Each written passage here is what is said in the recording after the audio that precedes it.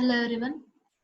In this session, let us discuss what is profit and loss account and what is the pro forma for this profit and loss account. So let me tell first thing what is a profit. Generally, the basic equation on which a profit and loss statement is based is revenues minus expenses, which is called as profit. All companies need to generate revenue to stay in business.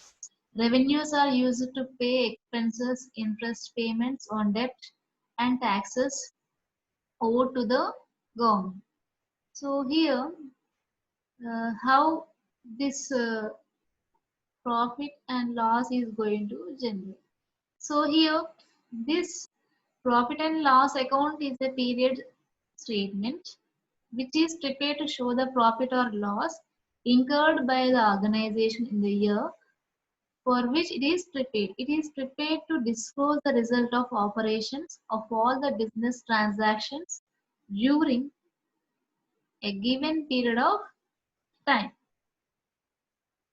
So here, uh, how it is so to calculate this uh, profit and loss, you will you are going to add up all your income for the month. You are going to add up all your expenses for the month.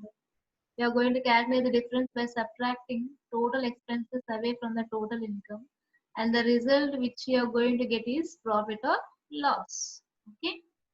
So here, this profit and loss account can be defined as it is an income statement or profit or loss account is one of the financial statements of a company and shows the company's revenues and expenses during a particular period. It indicates how the revenues are transformed into the net income or net profit. And then the regarding so generally there are three types of accounts in accounting: real, personal, and nominal accounts. Personal accounts are classified into three subcategories: artificial, natural, and representative. So here I will show one pro forma how we are going to have the profit and loss account. Okay, so this account, an account in the books of organization to which incomes and gains are credited and expenses and losses debited so as to show the net profit or loss over a given period. So the financial statement which shows the company's net profit or loss in a given period. It can also be reviewed as a financial statement which shows the company's profit or loss in a prescribed duration of time. Let us see one example of this profit and loss account. See here, this is assume the total sales which we have got is 1200. Cost of sales is 330 and the other direct costs are 70. So out of this 1200, if we subtract this, so this total 400 we are going to get the 800. The gross profit is 800. And from this 800, if you are going to deduct the overheads and some expenses, that is 260, then the remaining amount which you are going to get is 540. Okay. And from this operating, this is known as the operating profit. Okay. And from this profit, we are going to deduct the interest charges, for example 30, assume this 30. If you deduct this, the final net profit is 510 rupees. And from the profit, the government is going to deduct some tax, that is 60, assume this 60. And finally what we'll get, it is a profit after the tax which you are going to get after tax. It is the net profit of the company. Okay, in this way we are going to calculate the profit or loss account of a organization in a prescribed duration. Next, coming to the balance sheet. So this balance sheet is also a statement, financial statement, where it is going to give the financial condition. Okay. Here, this balance sheet or statement of financial position or statement of financial condition is a summary or the financial balances of an individual or organization, whether it is the sole proprietorship, a business partnership, a corporation, a private limited company, or other organization such as government or not-for-profit entity. Okay, so here assets in the balance sheets, the assets, liabilities, and ownership equity are listed of as a specific date, such as the end of its financial year. A balance sheet is often described as a snapshot of a company's financial condition. By taking this balance sheet, we can able to get what is the composition of the what is the financial position of the company, whether it is in loss or whether it is going to gain profit, like that. So it gives entire information regarding the company's financial status. Okay, and of the four basic financial statements, the balance sheet is only statement which applies to a single point in time of a business calendar year. Okay, so let me tell. This balance sheet includes assets on one side and liabilities on other side. Balance sheet has two main heads, assets and liabilities. So let me, I will show one example. Let me show one example of this balance sheet. See here, assets are in this side. In this side, we are going to have assets. On this side, we are going to have liabilities. Okay. So current assets, what are the current assets which we are going to have in the company? Cash and cash equivalents, accounts receivable, which are going to get that are also considered as assets. Inventory regarding prepaid expense investments and property equipment. All these are under property. You are going to have land, buildings, and improvements, machinery and equipment, less accumulated depreciation. All these are considered as a property, and these are also considered as the current assets. Other assets can also be include intangible assets, less accumulated amortization. All these together constitute some amount. Similarly, liabilities and shareholders' equity. So, how much accounts are going to payable? What are the notes payable to the workers? Accrued expenses, deferred revenue, and what are from this you will get the total current liabilities. And what are the long-term debts? So from this you can get the total liabilities. If you add the debts to the current liabilities, then you get the total liabilities. And similarly, we need to calculate. We also include shareholders' equity in this case. We have to pay for shareholders, no? So that is common stock, additional paid in capital, retained earnings, treasury stock, like that.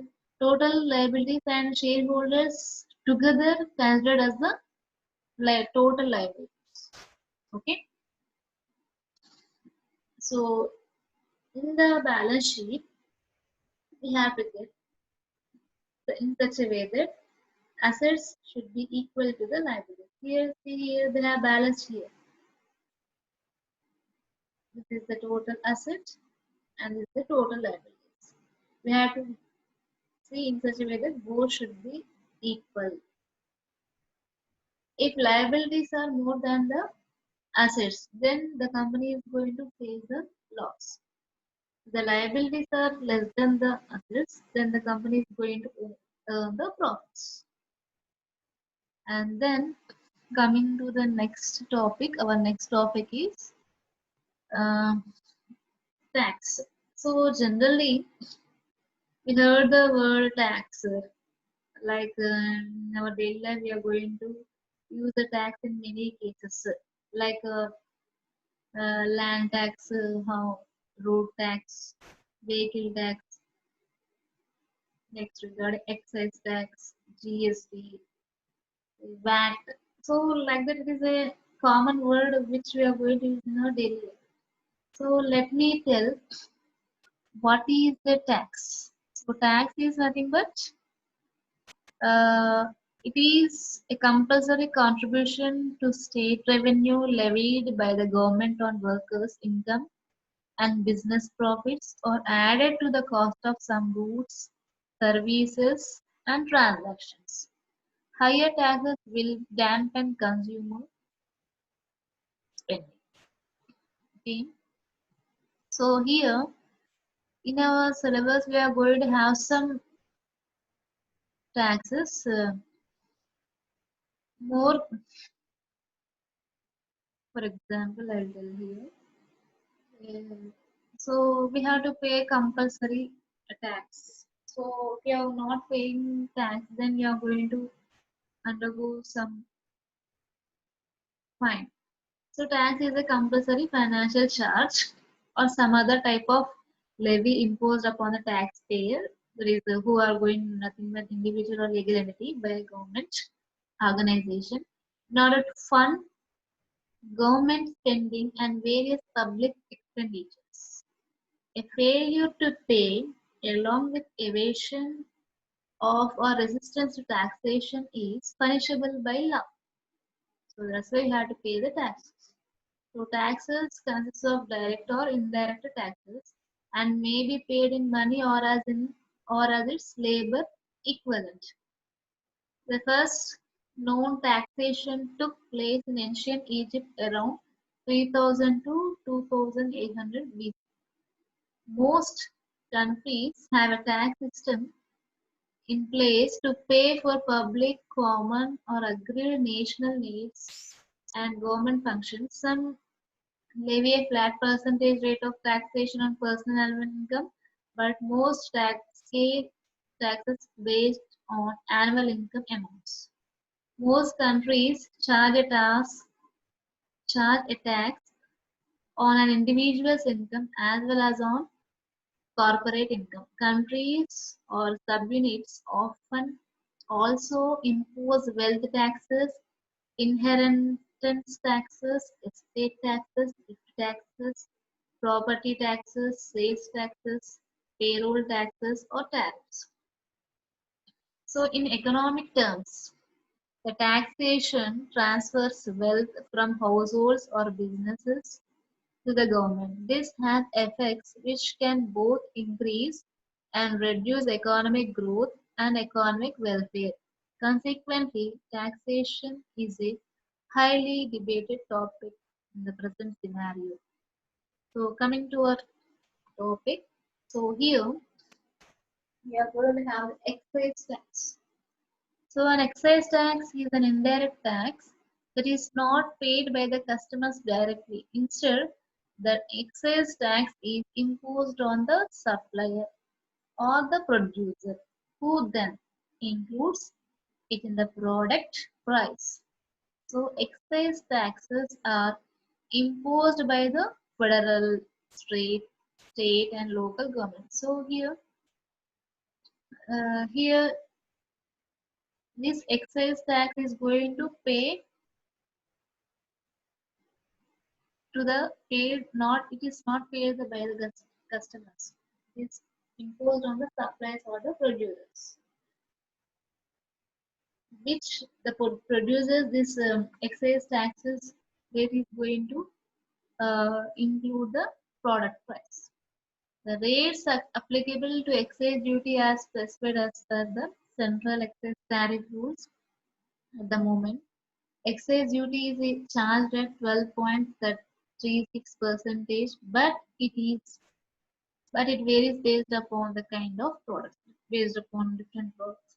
So, for example, we're going to have different in our daily life. We observe is going to impose upon the wines regarding diesel, petrol, like this. For example, if you observe this fuel taxation across the world, in US it is 90 percentage, it is in Canada it is 33, 47, like that in India we will have 69 percentage on fuel itself. And then coming to the GST, goods and This favor these goods and services tax, which was given by our Honorable Prime Minister Narendra Modi. So it is an indirect tax or consumption tax used in India on the supply of goods and services. It is a comprehensive multi-stage destination-based tax. Comprehensive because it has sub- subdues almost all the indirect taxes except a few state taxes. Multi-stage as it is, GST is imposed at every step in the production process, but is meant to be refunded to all parties in the various stages of production other than the final consumer as a destination-based tax. It is collected from point of consumption and not point of origin like previous taxes. So here, these goods and services tax are divided into five different taxes. Tax for collection of tax: 0%, 5%, 12%, 18%, and 28%. However, petroleum products, alcoholic drinks, and electricity are not taxed under GST and instead are taxed separately by the individual state government as per the previous tax. So these are going to have as per the previous tax. This GST tax came into effect from July 1st, 2017 year through the implementation of the 101st Amendment of the Constitution of India by the Indian government. The GST replaced existing multiple taxes levied by the central and state governments. If you observe the picture, see here, this GST includes local levies, VAT. VAT is nothing but value added tax, sales tax, as well as excise tax. So if you observe, see here, uh, you are going to have many things. The GST is going to impose upon many things like eating out, phone bills, small cards, cabs, taxis, phone, telephone bills, parcel, courier, branded, branded jewelry, consumer durables, and items like fan, lighting, water, painting, cement, like electronic goods, heaters, air coolers, like many other things we have to pay the GST. Let me tell what are the what is the main advantage. So one of the advantage of GST is that it is integrated different tax lines such as central excise, service tax, sales tax, luxury tax, special additional duty of customs, etc. into one consolidated tax. It prevents multiple tax layers imposed on goods and services. And next one, come to undergo some disadvantages. Let me tell what are the disadvantages of this. So here GST, I will tell first one. So moreover, it is a transparent tax. GST is a transparent tax and also reduces the number of indirect taxes. GST will not to be a cost to register retailers. Therefore, there will be no hidden taxes and cost of doing business will be lower. Benefit people as prices will come down, which in turn will help companies as consumption will increase. Then coming to the next tax, income tax. An income tax is a tax imposed on individuals or entities that varies with respect to income or profits. Income tax generally computed as the product of a tax rate times taxable income. Taxation rates may vary by type or characteristics of the taxpayer. The tax rate may increase as the taxable income increases. Earnings subject to the income taxes can come from diverse sources, including wages, salaries, dividends, interest, royalties, gambling winnings, and product sales, etc. So here, if you observe, see here, this income tax is nothing but it's paid to the government. Income tax is that which is collected by the government directly from the individual firm or the company on the total income of the single financial year starts from April 1st to 31st March. So with this, see here, the income tax may be from salary income, house property income, profit earned from business and profession, capital gain, income from other sources. So from these, the individual is going here, if he is an individual, he is going to earn some income through all these modes. So in all these modes, he has to pay some tax to the government. Really amazed to experience and the way IT return and tax filing have been made easy. So income tax department is a government agency undertaking direct tax collection of the government of India. It functions under the Department of Revenue of the Ministry of Finance. Income tax department is headed by the apex body Central Board of Direct Taxes. So with this, I'm closing this session. So in the next session, I'm going to discuss material management. Thank you all of you. I'm going to stop my session.